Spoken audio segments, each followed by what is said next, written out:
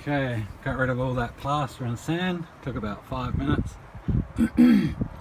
That's the gas inlet hole, that's a drainage hole just in case you get spillage. And I've got a couple of test bricks. That's a 1 to 2, 1 cement and 2 perlite. So I'm going to see if that holds up pretty well. That one's just a bit of leftover. I added a bit more water. So I'll wait for them to dry sometime tomorrow and see what sort of mix, or may have to mix up another one. I'm just using normal cement for this test. I don't want to waste my refractory cement. Okay, this will be the perlite size I'm using. And for the refractory cement, this one here, it's calcium aluminate cement. So I've only got 25 kilos of it to do the furnace, a crucible stand and the lid. So 3 items. Got plenty of perlite, so that's not an issue. Alright, until the bricks are dry. Hi there, started doing the refractory. Got my first base level put in, the bottom. I have wax on that post, so it doesn't, that's a drainage hole. The mix was 12 perlite, 4 sand, 3 cement, and enough water to make it sort of a bit runny for the bottom so it can settle in a bit. So I've got heaps of cement left. So I should have plenty to do that, and the lid and the walls. And then I'll render, I'm going to make up a mortar mix of it and render the exposed surfaces.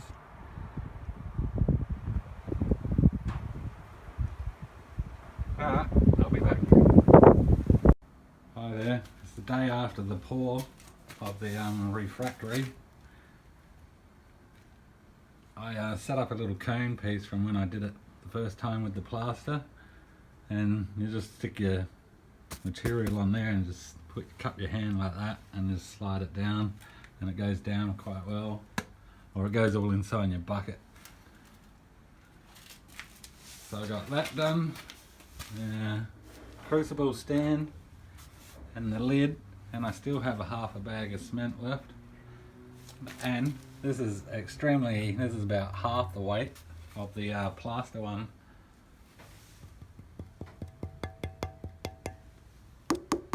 Goes quite hard. It's only day 2, it's still damp, but what I was going to do, I was going to mortar over it too with the other part of the cement as well, with a sand mix.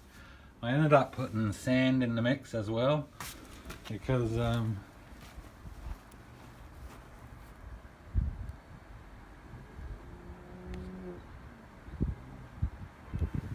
camera's not rotating. This is it here. That was my test samples. It's quite light, but you can break it really easy. As you can tell with this piece, it just crumbles. But that's not too bad if it's in a container.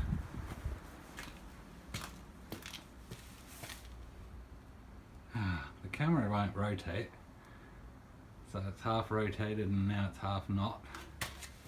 Very annoying equipment malfunction. Alright, I'll wait a couple more days before I start pulling this apart. It's a white bucket with some extra aluminium plate wrapped around it to give it extra height. I first poured this base and allowed that to dry over a day. Then the next day I did the walls.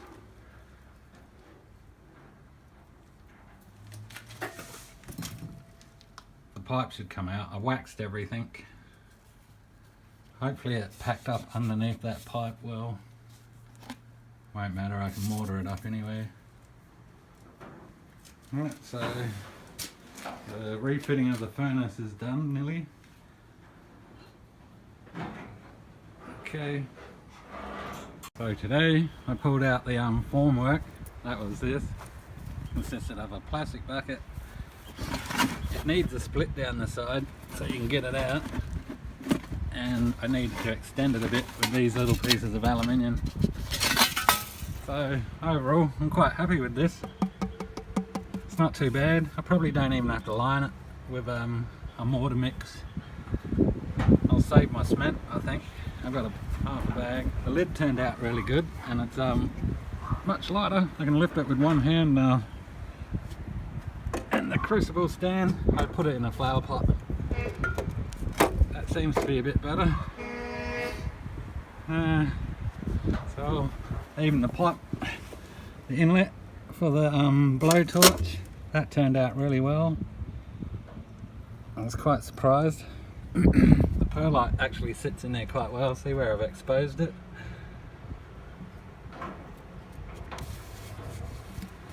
So it's still pretty damp. It's been 4 days since the pour and 5 days for the base.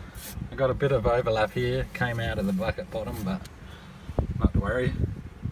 So, bit of luck, I don't have to do this again.